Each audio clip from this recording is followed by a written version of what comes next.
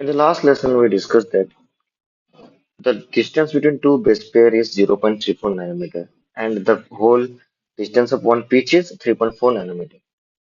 And also, we discussed in the earlier lesson that in a haploid human cell, there is 3.3 into 10 to the 9 number of base pairs are present. So, if we'll do a simple mathematics, then it's obvious that DNA would be a very long molecule. Okay, and to house it, to store it inside a nucleus, there should be some mechanism. And with this, we are going to start. What is the level of packaging of DNA helix in different organisms? And for this, we need to first do the simple mathematics that what could be the length of a DNA for a normal human being, and what could be the length of the DNA. So let us do the mathematics by taking the given for the distance between two base pairs is nothing but 0.34 nanometer. And to find out the length of DNA in a typical mammalian cell, then we need to multiply the total number of base pair into distance between the two base pair. So, the total number of base pair is that is 6.6 into 10 to the 9 number of base pair. And how could we get this? As you know, in a haploid cell, the number of the base pairs is 3.3 into 10 to the 9.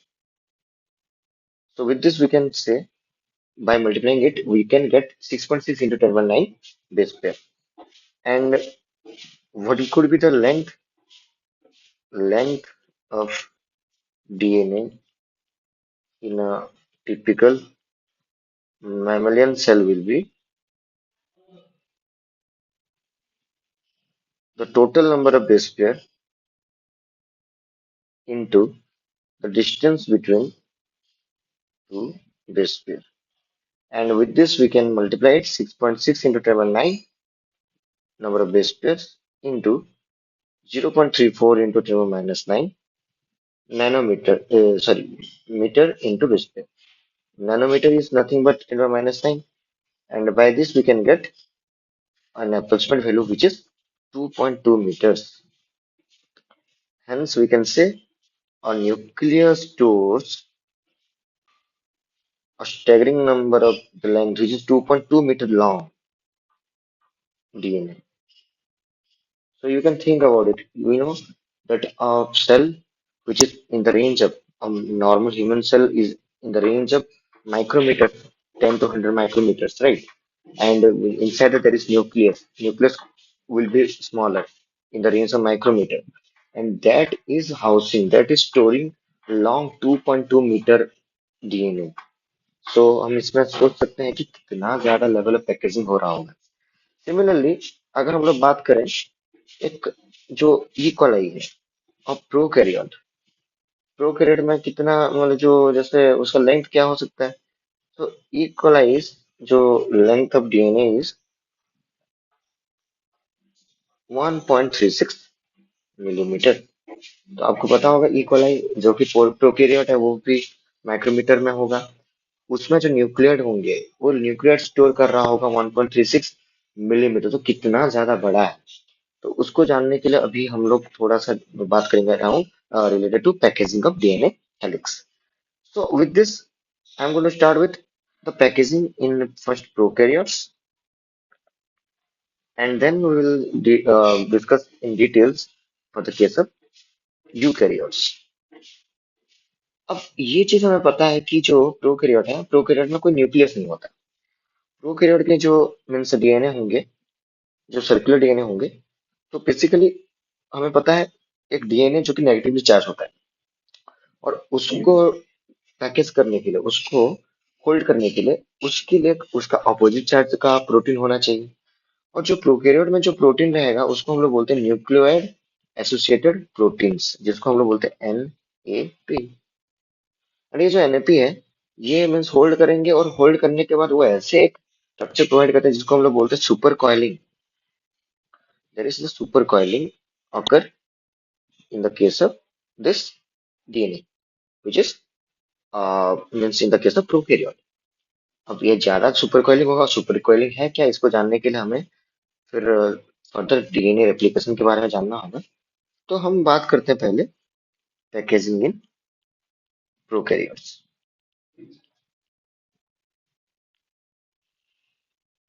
Packaging in prokaryotes में ये हमें पता नहीं है कि जो like in E coli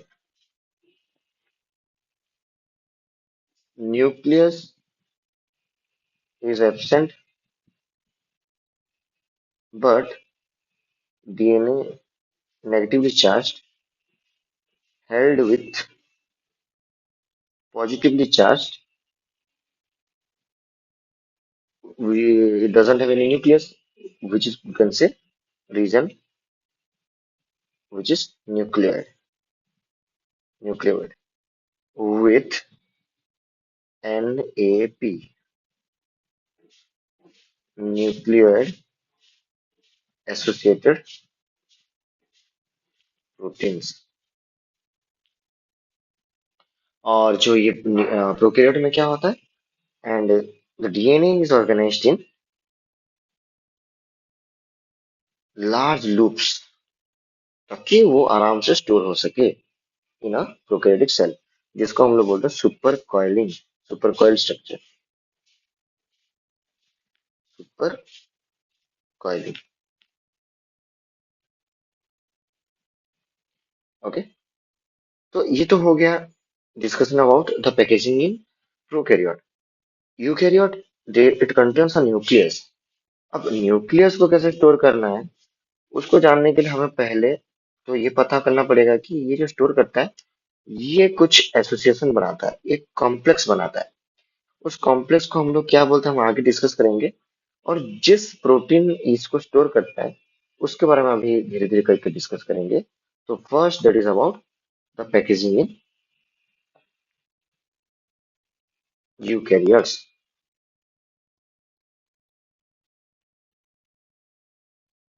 And so to know about this, we need to discuss about the structure which is known as histones. So basically, we are going to talk about how the association of DNA is occurred inside a nucleus to make to means to be present in a condensed form. As we know, it is a very long molecule. 2.2 meter is not small. Okay. और इसको जानने के लिए अभी देख सकते हैं DNA जैसे कि डबल हेलिकल स्ट्रक्चर है। एंड ये जो स्ट्रक्चर है, अब ऐसे स्ट्रक्चर को हम लोगों को जो ऐड मतलब जो होल्ड करने के लिए एक्चुअली द जो यूकैरियोट में होता है वो होता है एक ऑक्टेमर, एक octamer of protein, protein structure, a set of protein जिसको हम लोग बोलते हैं हिस्टोन। अब ये हिस्टोन है क्या, हिस्टोन बेसिकली मैं अभी बात करूंगा। हिस्टोन अलग अलग प्रोटीन के सेट होते हैं। तो we can just first write it down for you which is histones. It is a set of positively charged basic protein. It is a set of positively charged basic protein। अब ये फिर एक अलग सी बात आ जाएगी कि बेसिक प्रोटीन माने क्या है, what is the meaning of this basic protein. अब we are understanding that DNA is negative charge, उसको होल्ड करने के लिए उसके ऑपोजिट चार्ज जो कि पॉजिटिव चार्ज के प्रोटीन के सेट होने चाहिए, और उस प्रोटीन के सेट को हम लोग बोल रहे हैं हिस्टोन्स। अब ये हिस्टोन जो है, जो बेसिक प्रोटीन क्या कहलाएगा उसको जानने के लिए हमें थोड़ा सा एक प्रोटीन का एक आउटलाइन जानना होगा। डिटेल में मैं डिस्क्राइब नहीं करूंगा, बट स्टिल ये जानना है, that's why I am going to add point or two for the discussion of this protein. अब we know a protein is a polymer of amino acids, and इन means जो amino acid कितने प्रकार के होते हैं, जो टाइप्स एमिनो एसिड होते हैं, there are two types of amino acid, one is essential, another one is non essential.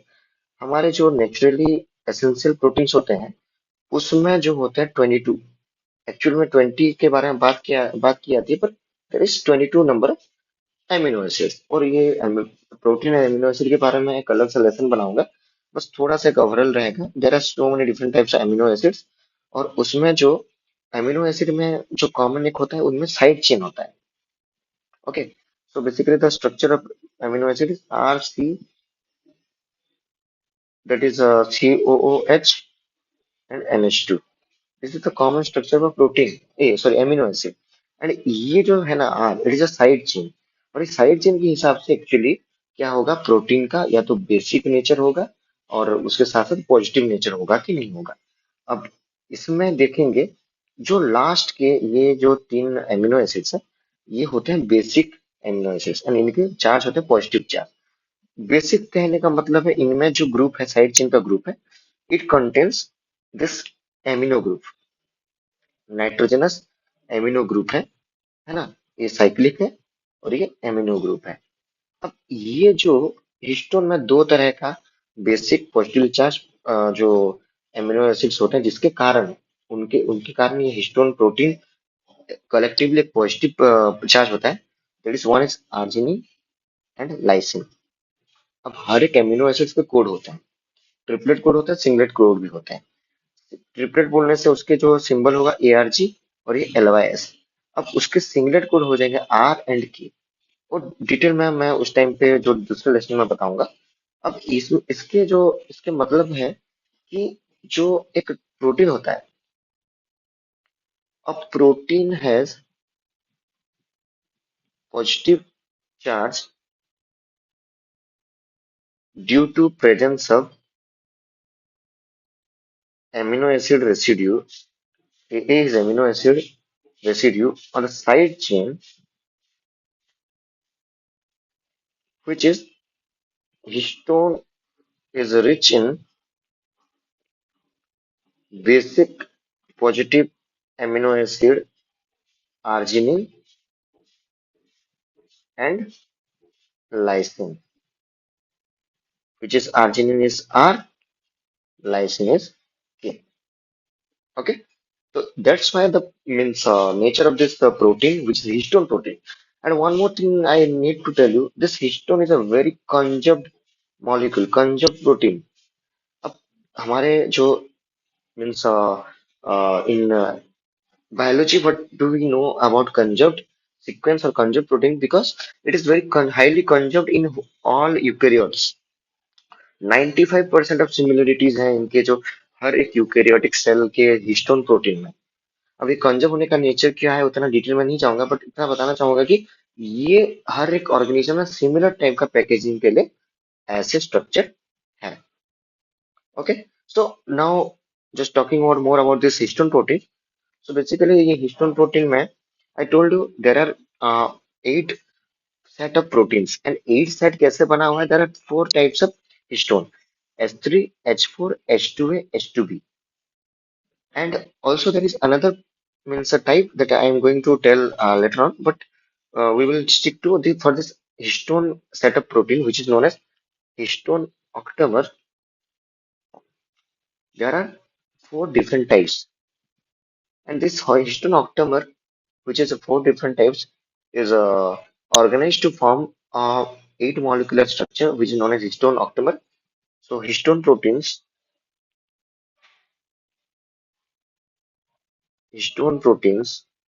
are organized organized to form a unit of 8 molecule. And how does this molecular structure is there? There are two tetramer of, okay. So you can say, sorry, there is a tetramer of H3H4। मतलब दो H3 के unit, दो H4 के unit, है ना। H3H4 के dimer बनेंगे और ये फिर मिलके एक टेट्रामर बनेंगे। तो H3H4 जो है, sorry, H3 and H4, they form a tetramer, 4 molecular structure। उसके साथ साथ जो दो है H2A and H2B, they form the two dimers. Okay, तो ये जो H2H2B का अलग, ये मतलब अलग अलग है, तो इनका जो डायमर फॉर्म होंगे, so we will get the structure which is a histooctamer. Okay, just a minute.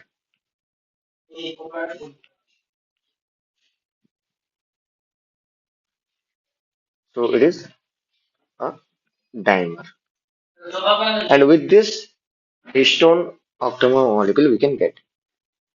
अब ये तो हिस्टोन ऑक्टेमर हो गया। ये जो हिस्टोन ऑक्टेमर है, इसमें आपको ये पता होगा कि जो हिस्टोन डीएनए को रैप करके रख रहा है ना? Once DNA molecule are getting wrapped around this histone octamer, अब ये जैसे रैप कर रहे हैं तो कहीं ना कहीं जितने जो डीएनए के बेस पेयर हैं वो एक जगह पर रह जा रहे हैं। तो कितने रह रहे हैं, क्या हो रहे हैं, मैं आगे के अभी बताऊंगा। एंड इसमें आपको पता होना चाहिए कि जो ये हिस्टोन एंड जो प्रोटीन के, सॉरी, डीएनए के एसोसिएशन को हम लोग बोलते हैं न्यूक्लियोजम। So what is a nucleosome? Negatively charged DNA is wrapped around positively charged is wrapped around positively charged histone octamer to form a structure known as nucleosome.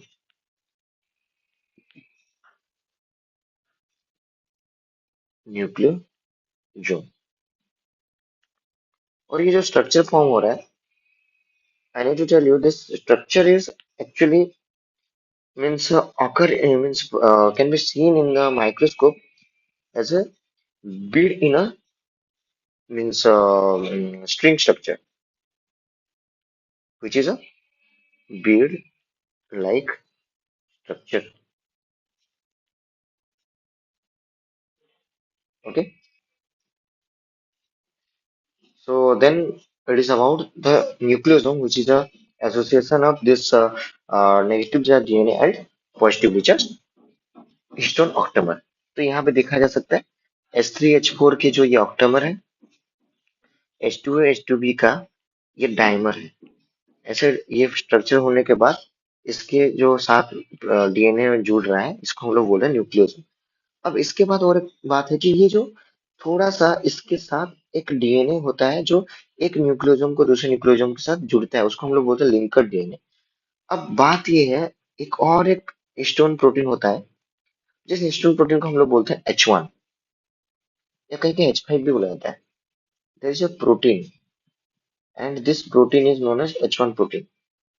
And H1 protein का इस nucleosome के साथ कोई association नहीं है, but rather ये जो एक हिस्टोन दूसरा हिस्टोन का हिस्टोन हिस्टोन के बीच में जो न्यूक्लियोसोम है ना, उस न्यूक्लियोसोम को ऐड मतलब लिंक करने के लिए। अब जाहिर सी बात है कि कहीं ना कहीं ये जो डीएनए रैप हो रहा है, तो कुछ नंबर ऑफ न्यूक्लियोटाइड्स उसमें रह रहे होंगे, उसमें रह रहे होंगे। तो जब न्यूक्लियोसोम का हम बात करें, तो 8 histone molecules plus 146 nucleotide base pair, उसको हम न्यूक्लियोसोम बोल रहे हैं। तो बेसिकली एक न्यूक्लियोसोम में होता है 146 नंबर ऑफ बेस पेयर।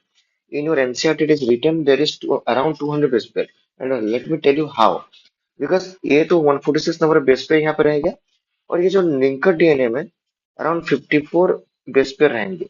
तो दोनों को मिला के ये जो एसोसिएशन होगा, उसमें वो हो जाएगा 200 नंबर ऑफ बेस पेयर। अब इसको एक मतलब डिटेल्ड वे में यहाँ पे मैं बताने जा रहा हूँ कि there is one this nucleosome having 146 number of base pair, and with this there is a linker DNA जिसको हिस्टोन H1 हिस्टोन मीन्स उसको मीन्स होल्ड करने में, स्टेबलाइज करने में हेल्प कर रहा है। अब ये दोनों मिलके अब और एक नाम बोला जाएगा जिसको हम लोग बोलेगा क्रोमाटोजोम। और ये क्रोमाटोजोम क्या होता है? Nucleosome plus H1 histone. और H1 हिस्टोन किसको होल्ड कर रहा है? लिंकर डीएनए को।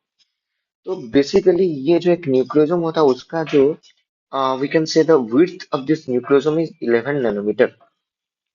11 नैनोमीटर का बीट स्ट्रक्चर बना रहा है। Okay, and that's I told you it is if you can see in a microscope, this histone and this nucleosome is can be seen as a bead beads on a string like structure. It is a very means unique thing. इसके साथ फिर हम देख सकते हैं कि further इसका कैसे मतलब जो पैकेजिंग के लिए हेल्प हो रहा है। दिस न्यूक्लियोसोम और मोर probably which can say is a chromosome can be folded up more and more to produce a width of 30 nanometer fiber। ये 30 नैनोमीटर फाइबर कहलाता है। और ये जो 30 नैनोमीटर फाइबर है इसी फाइबर को हम लोग बोलते हैं क्रोमेटिन फाइबर। अभी ये चीज हम लोगों को पता चल सकता है कि जो मीन्स डीएनए होता है DNA can be associated with histone to form nucleosome and DNA से जो फिर फर्दर कंडेंस्ड फॉर्म में फर्दर मीन्स पैकेज्ड फॉर्म में जो पाया जाता है उसको हम लोग बोलते हैं क्रोमेटिन फाइबर। एंड इसका नाम क्रोमेटिन कैसे रहा है इसको जानने के लिए हमें इसके मीनिंग को जानना पड़ेगा।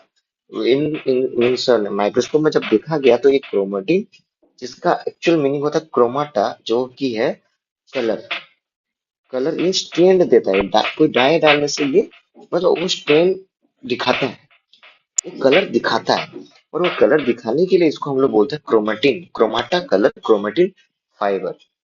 अब यही जो न्यूक्लियोसोम प्रोड्यूस हुआ 1300 फाइबर ये फर्दर और मीन्स लूप बना सकता है ऐसे करके वो लूप बनाएगा। कहीं बड़ा लूप होगा कहीं छोटा लूप होगा। अगर थोड़ा याद करेंगे प्रोकैरियोट में होता है सुपर कॉइलिंग तो सिमिलरली यहाँ पे भी होता है सुपर कॉइलिंग। सुपर कॉइलिंग है क्या ये फर्दर के डिस्कशन में बताया जाएगा। बस यहाँ पे पता होना चाहिए कि ये सुपर कॉइलिंग जो है ये एक्चुअली और भी पैकेजिंग के लिए हेल्प करता है। अब ये सुपर कॉइलिंग फिर से फर्दर होगा और कहीं किसी किसी सुपर कॉइलिंग का जो लेंथ विड्थ हो जाएगा 300 नैनोमीटर। अब यही क्रोमेटिन फाइबर जब फिर फर्दर कंडेंस होंगे है ना और ये कंडेंस हो होके they will reach a condensed form more condensed form which can be visible in a microscope and this structure is known as a chromosome। इससे बात आई थी क्रोमोसोम की DNA DNA to chromatin chromatin to chromosome and what is a chromosome it is the condensed form of chromatin and it is visible during a phase of cell cycle। जो कि अगर थोड़ा सा cell cycle के बारे में बात करें which is visible in metaphase of cell cycle है ना। सेल साइकिल के बारे में जब डिटेल में डिस्कशन होंगे तो उसमें और एक बार बताया जाएगा related to this and during this metaphase उस टाइम पे ये जो क्रोमोसोम क्रोमेटिन होता है कंडेंस फॉर्म में होता है and that's why it can be shown in a microscope is a structure which is known as a chromosome. ठीक है। फिर क्रोमोसोम जो होता है फिर फर्दर सेल साइकिल में डिवाइड होता है ना। माइटोसिस होने से जो फिर पेयरिंग होंगे और अगर हमारा मियोसिस होता है तो वो फिर यहाँ से सेंट्रोमेयर से फिर से डिवाइड होगा। काइनेटोकॉर से वो जो डिवाइड होता है वो सब फिर बाद में बताया जाएगा। उसी के साथ इसके साथ and also we discuss that this histone which is a very concept means sequence of protein protein बहुत कंजप्ट सीक्वेंस होता है।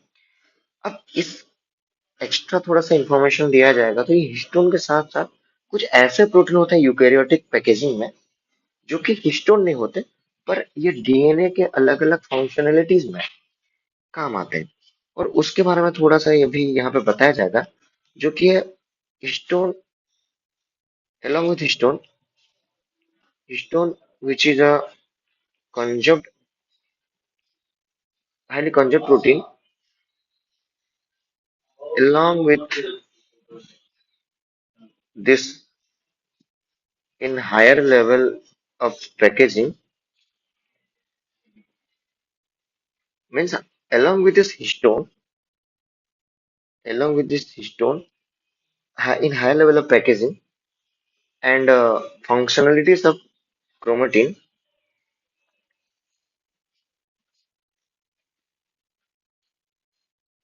Additional set of protein. Additional set of protein known as additional set of protein is also associated known as non-histone chromosomal और chromatin protein जिसको हम लोग बोलते हैं NHC proteins and it is less conjugate इसमें varieties है ना eukaryotes के अलग अलग जो यूकेरियोट्स में ये अलग अलग वैरायटीज हैं and if we are talking about this non histone chromosomal protein then let me give you some examples and which we are going to discuss in the later lessons. So if we are talking about the examples, there are various different non-histone NFC proteins are there like DNA polymerase, also RNA polymerase, different transcription, enzyme for transcription, and you know that is expression gene expression जो होता है उसमें जो कि हर एक lesson आगे की classes में बताया जाए along with that there are some other type of NFC which is also associated to means either express or to means not let this gene to be expressed और उसको बताने के लिए हमें क्रोमेटिन का स्ट्रक्चर जानना है